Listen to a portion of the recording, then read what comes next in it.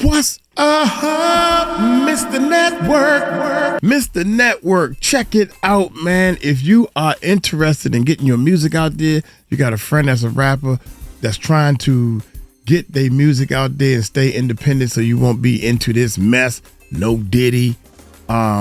Snoop was into something. Tupac was into something. And this real drama.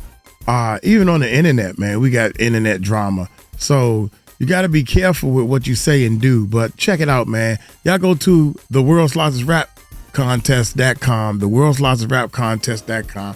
It's free to register. Go ahead and register. Then get in touch with me. Leave a comment to get in touch with me.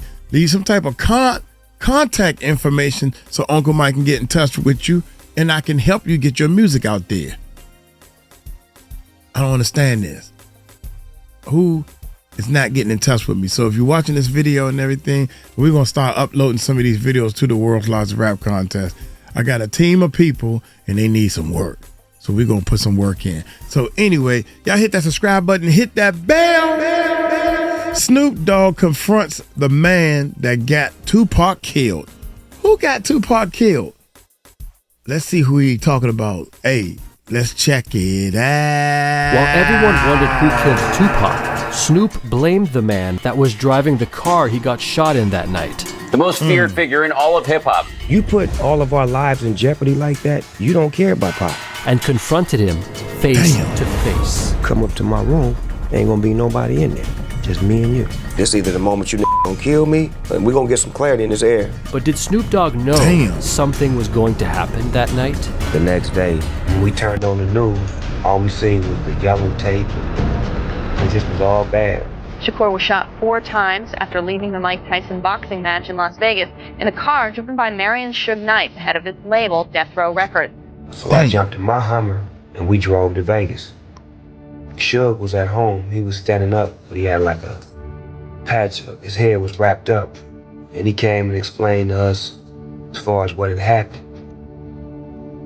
But he was explaining it to us like joyful. It was like, man, them started shooting at us. Tupac trying to jump in the backseat. I'm like, get down. I pull him down and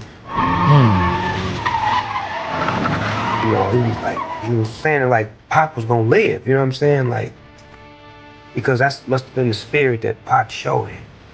Like, even when he said he was driving to the hospital. So I jumped right on the highway to see him. I had a chance to sit there with him. At that time, me and him really wasn't eye to eye. It was all bad. It was all bad. Damn, man. He was my That's friend crazy. Before Death Row. When I met him at the Poetic Justice rap party. So I get to the party, the DJ put something on. He like, yeah, I got my little cousin Snoop Dogg in the house. We'll come up here and rap. Before he could give me the mic, Tupac grabbed the mic. He'd say his little verse.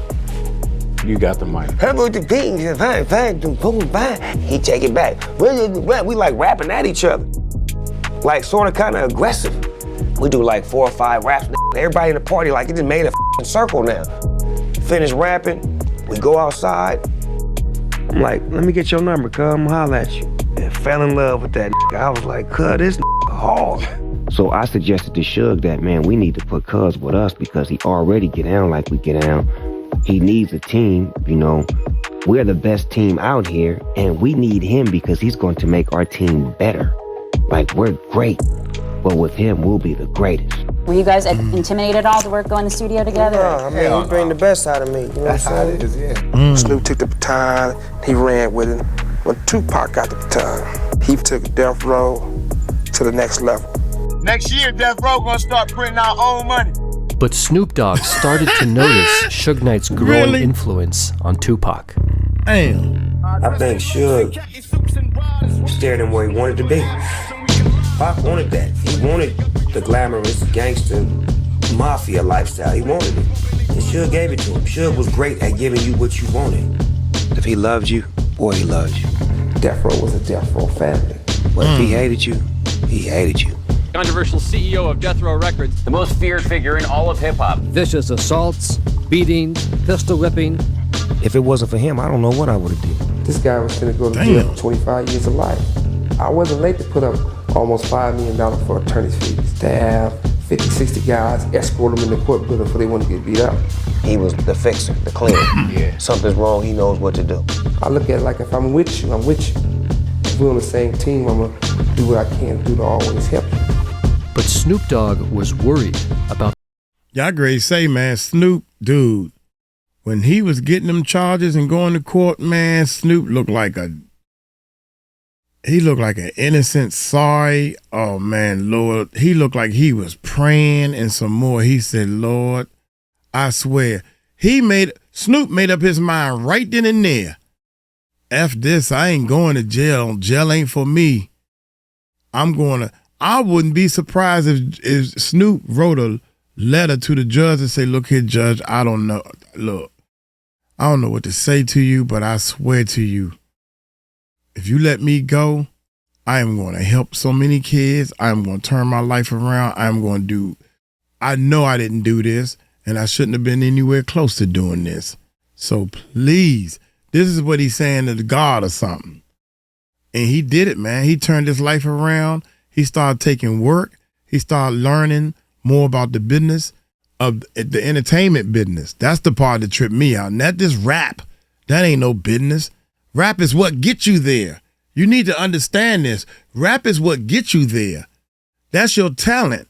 But you got to understand how to maintain the business side and how to build relationships with people so your rap can get you to where you need to be.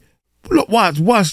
Look at Snoop. Look how he looking, man. Figure in all of hip-hop. Watch this. Vicious assaults, beatings, pistol whipping. This is y'all If it wasn't for education. him, I don't know what I would have did. Look how young that boy Controversial look. CEO of Death Row Records. The most feared figure in all This of when he was hip-hop. playing, Vicious almost playing assaults, football. Look at this. Pistol whipping. If Look it at wasn't for Suge. him, I don't know Look what I how would young have he look. This guy was gonna go to jail for 25 years of life. Now look at I wasn't Snoop. late Look to how put up sorry almost and low $5 he million look. for attorney's fees. I can't believe I'm 50, in this 60 guys situation. escort him in the court building before they Look want to at get he beat up. trying to hold his He head was up. the fixer, the cleaner. Yeah. Something's wrong, he knows See, what man, to that's do. an older I look Snoop. at it like if I'm with you, I'm with you.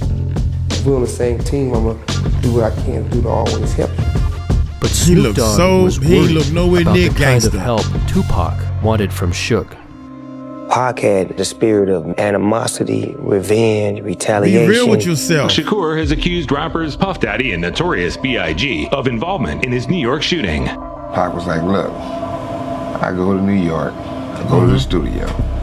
These set me up and shot me. Period. I was like, well, you with us. Say, your friends is my friends, your enemies is my enemies. And I never felt like they had something to do with it because it just didn't feel right. They was his friends at the time. Yeah. You shot me 5 times, I came out of jail and sold $5 million. The can't with us. That's how we do it. You know the players is on the west side. That piece. I ain't even. See, right in this area right here, every time Tupac started talking that mess in every video, in every picture, Snoop looked like, dude, we shouldn't be doing this. I mean, he didn't say that out of his mouth, but he had a look like, man, God, why are we doing this? Let's just do music and sell music. I had noticed that way back then. I couldn't put my finger on it, but every time Tupac started going off, Snoop wasn't behind him like, yeah, that's right, dog. That's right. You know, but he kind of covered it up, especially at that award show saying, oh, the East Coast don't have love for Death Row? The East Coast don't show love for Death Row? You know, whatever he was saying at that time. Yeah, I thought so. You know, that was his way of covering up, saying, I got to ride with my boys, though. But just show love to the music. Show love to us as artists. Show love to us. Not all this negativity that Tupac was talking. Man, Tupac, oh my God, dog. Anyway, We trying here to we make go. peace. Come on. Look at Snoop. Look, watch Snoop the whole time he's doing this. Watch this. And I never felt like they had something to do with it because it just didn't I feel never right. felt they like was his something friends had, at the time. yeah. You shot me 5 times. I came Watch out of Snoop. jail Look at and Snoop. sold $5 He's showing love to the crowd. Can't with us. Look, That's he ain't how we saying do it. nothing. You know the players is on the west side. That piece. I ain't even trying to make peace. Come on. if somebody was going to I ain't even trying to make peace. They created a war. They were fueling each other's fire. Like they was tit for tat. Like nobody would put water. And things escalated beyond just Tupac and Biggie. When you see a Vibe magazine, when you see Puff and Biggie on the cover and see East vs. West, niggas in the hood don't read articles. They just see East vs. West. Oh, it's on. It's on. When I see them, it's on. They were checking to see who could win in a physical confrontation, whose camps could win if the two met up with one another. We got strength in numbers. We already run the streets out here. So all these suckers, they battling off of East and West like this is a game. This ain't no game. If this was chess, we'd be yelling checkmate 3 years ago, because we've been beat these. It's not a game. These days, it doesn't take much to start a gang war. What started out as music to inform has turned into music that incites. Gang violence in Los Angeles, and 3 people are dead. The shootings were part of warfare. The East-West thing is not a Snoop Dogg problem. If it's personal, it needs to stay personal. And y'all need to deal with it and handle it if it's a problem. And handle it and keep it out of our faces. I've been dealing with this my whole life. They don't play with like this. Rapper Tupac Shakur put out a diss track insinuating he slept with Biggie's wife, fanning more flames to the East vs. West war. When he played it for me, I was like, cuz I ain't really feeling that, cuz. You thought he took it too far? We want to make sure we mash their ass like we did Biggie. You see that nigga quiet as a church mouse? You buying more problems, cuz. There is no mercy in my heart. If you're gonna act like you a gangster or a G or the king of New York, I'm expect that. And when you don't come through, then I'm gonna crush your empire. And that's what it's time. But you know what? My bad. Sometimes I gotta hold back. My bad. I wasn't even gonna say nothing. If you're right gonna act like you a gangster or a G or the king of New York, I'm expect that. And when you don't come through, then I'm gonna crush your empire. And that's what it's time for. And just a few days later, what Snoop Dogg feared became a reality. Tupac Shakur has been taken to a hospital where he remains in critical condition. He is being surrounded by friends and family, hoping for a recovery. When I went to go see him, that ain't what I got. He wasn't moving, he wasn't talking, he wasn't breathing on his own. His mama, she pulled me to the side, and that's when I knew it was bad, because she telling me to be strong and all this shit. I'm like, he laid up. I just get right on the side of his head and just start talking to him in his ear. Just talking to him. It was some other shit, cuz. Then as soon as I walked out of there, I went in the bathroom and I threw up. Did you know at that moment or early on that Pac wasn't gonna make it? No. That's Superman, cuz I thought he was coming out of that. We seen it before. I watched him do it before. So I was like, he'll be all right, he gonna come out of it. And that broke my heart. I mean, we all felt like that, you know, because we were death row and that's the life we was living. We felt like we was untouchable until that fatal day. God dang, y'all. While Snoop Dogg was grieving, Suge Knight was sent to prison for violating his parole on the night of the shooting. But that didn't stop Suge from wanting revenge. When Tupac got shot, my main concern was keeping the family together. There's no time to be weak. There's no time to feel bad or sorry for nobody except that there's something need to be done, something need to be done. In Compton, California, a gang war and 5-day bloodbath apparently left 3 men dead and 10 wounded. Some of our shootings may be in retaliation for the events that happened in Las Vegas. Police say they've had 12 shootings and an increase of violence in Compton since September 7th. And we was right in the middle of all of that madness and the deaths and the tragedy. He didn't realize how much influence he had, but he was very influenced by it. Snoop believed Suge had something with Tupac's dad. It was a dark alley. He was the leader. He led us. When you put all of our lives in jeopardy like that, you don't care. And that's what happened. Our lives was in jeopardy. I started to see that Death Row wasn't for me. I'm here to make good music. That's what I signed my contract to Death Row Records for. To make good music and perform and put out good albums. I didn't sign a contract to hurt nobody or make people hate me or hate people. I've been there, I've done that, so I'm gonna go this route, you know what I'm saying? After years of being at Death Row Records, Snoop Dogg has decided to jump ship to the No Limit Soldiers record label, leaving unwanted problems behind. This did not sit well with Suge because Snoop would not take his side and Suge demanded loyalty. These the motherfuckers riding with us. Are they riding against us? Ain't no in between. Either you with us or against us. Those who not with us, you nothing. It began to turn on me after that. Like, it was animosity. They was better. You lose your biggest star. Then I started hearing, they gonna f you up. They gonna cut your hair. They gonna do this. And then he had Crips working for him that was gonna do something to me. If it wasn't for Suge Knight, he would still be in somebody's cell making dinner, washing clothes. Suge Knight recently said he used to be a superstar and now he's just a no-limit soldier. What do you say to that? Nothing. He used to be a CEO, now he's just an inmate.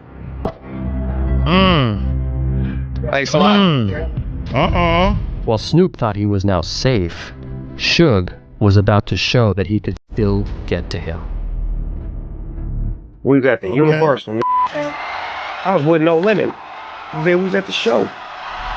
And we sitting on the inside. Death Row guys walk up. He come in peace, smiling, shaking my hands, walked me in the corner, talking to me. Now the other one was surrounded. 5 minutes later, it's about 7 of them around me. I ain't paying attention, so the soldiers then went on stage. Now I'm back here talking to these Death Row niggas about myself. So now they were like, you owe Suge apology. I'm like, Suge. Like, what? Try to take off on me. Whoa, he missed. I get out of there. And Snoop just comes flying by. Master P and him get the word while they on stage. They literally ran off stage in the middle of the performance. And boom, boom, and everybody was like, run out the gates, we run out. No riot is happening. I did a whistling, no cuts, no scars, no hits, no nothing, but I run right into the law. With weed in my pocket and everything, but I'm trying to save my life. As soon as we come out the door, we got officers drawing punks in our faces and helicopter. He's on the ground. They didn't know what Snoop was. They're screaming, where's Snoop? Snoop all right.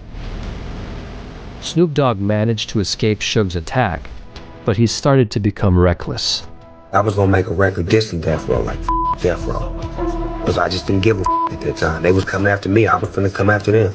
Suge Knight's a bitch and that's on my life. I will end your if you keep talking on crap. This was Suge's message to Snoop. God dang. Death Row Records CEO Suge Knight celebrating his newfound freedom after serving 5 years for a probation violation. Damn, it still ain't nothing changed. Death Row's back on the streets, back on the clubs. You're out of jail, you're on parole. Is LA divided now between where Suge goes and where Snoop goes? Yes. Suge goes everywhere in LA. Snoop goes nowhere in LA. He can't go nowhere without 20 people holding his hand. I look at it the way, well, I'm gonna respect you, you're gonna respect me. If you can't respect me, I'm gonna teach you how to respect me. Now that Suge was out, Snoop was constantly looking over his shoulder. But something was about to make things worse. I just got off stage, I was ready to roll back to the house. I pull up about a block and a half before I know it. 100 police pull up on me, they all drawing down with real guns.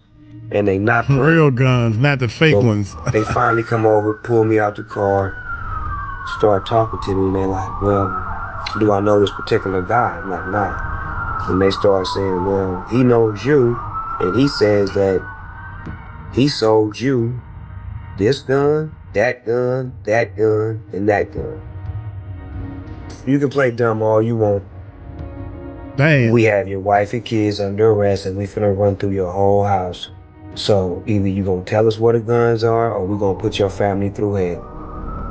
Nigga, I mean, excuse me. And I had to think, my daughter is in the house, my son is in the house.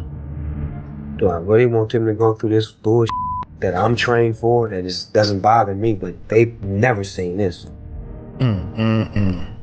So I said, you know what? If I give you a couple of guns, will you leave my house and let my wife and kids go? If I give you a couple of guns. People stupid, I told you yeah? I have a gun here, one here, and one there. And that's the only guns I got in my house. He put the call in, let my wife go. And then I had to take this to probation that made me fire every security that I had around me. Because everyone who had a criminal record couldn't be around me. It was a violation. So I had to fire all my security. Damn. I had no guns in my life. Damn. And wanted to kill me. So imagine that. Shoot, nigga, it's time to move. Snoop Dogg was again facing death, but this time he was at his most vulnerable.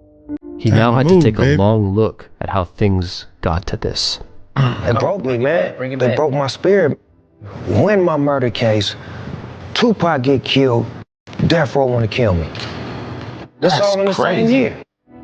I don't really understand death, and I never did.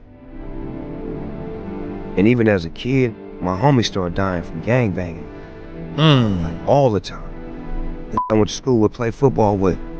It's like you don't become numb to it, but it's like it's a feeling of, okay, all right, I guess it's what it's supposed to be.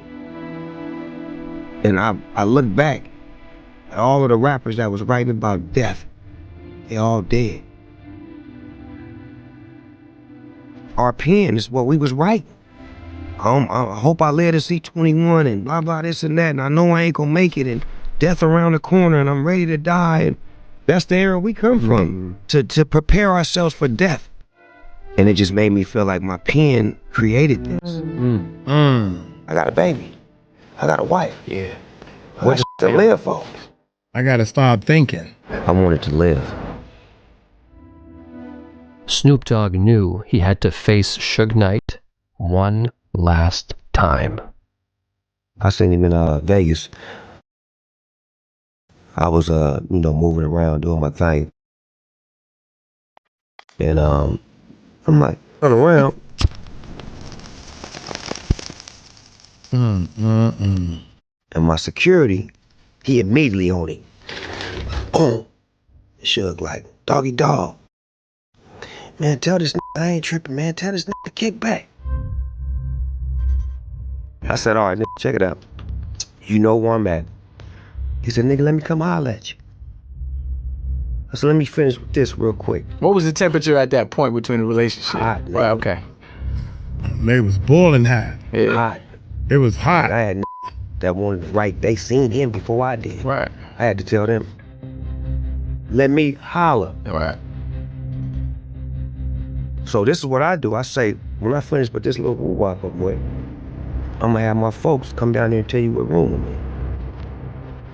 And then when you come up to my room, there ain't gonna be nobody in there. Well, me and you. About 45 minutes, I send my down, go get cuz and tell me to come up. I said, matter of fact, don't even come up with it. I want him to feel comfortable. Matter of fact, give him the room key. Matter of fact, give him the room key, let him know. Nigga, this ain't no setup. Come on in. Damn. That's gangster. The whole conversation is, I loved you, I could have saved you. I had nothing but love for you. And his conversation was, I love you. I ain't got nothing but love for you. Why did you try to get me pop when you loved me? It's outside that wants your head right now. You know what? I forgive you. I ain't gonna do nothing to you. You can go and walk up out here and we're gonna be cool from this day forward. And we've been straight.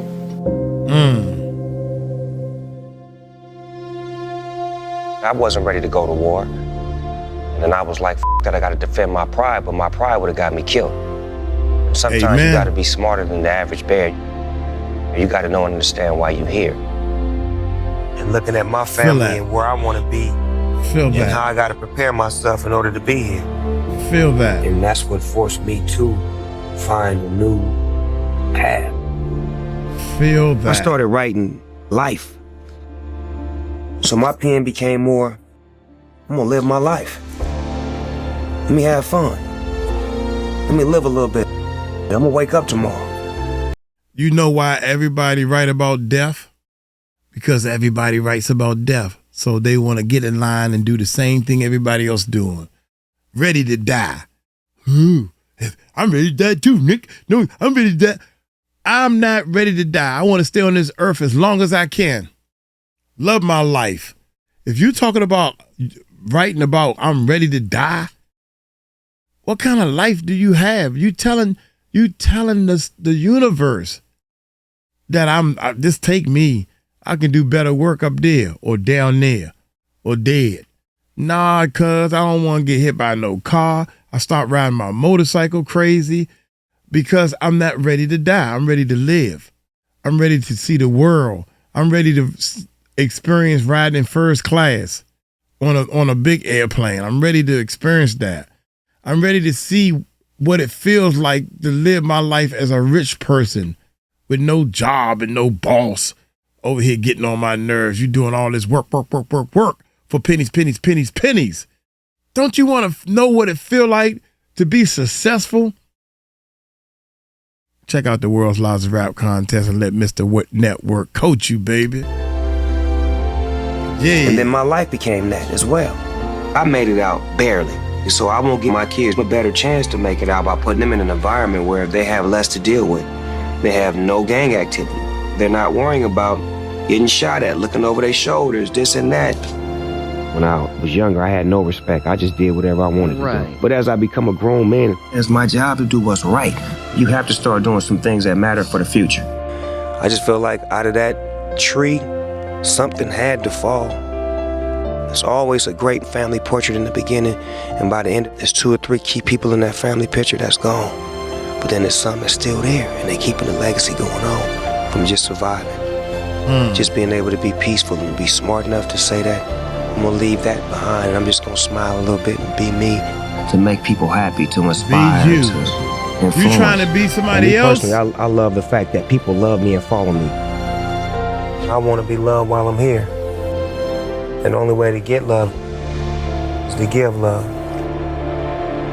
That's true. Now that's the man. That's the living man. He might have made some mistakes and stuff in his life and all that stuff, but I know one thing. That is the man.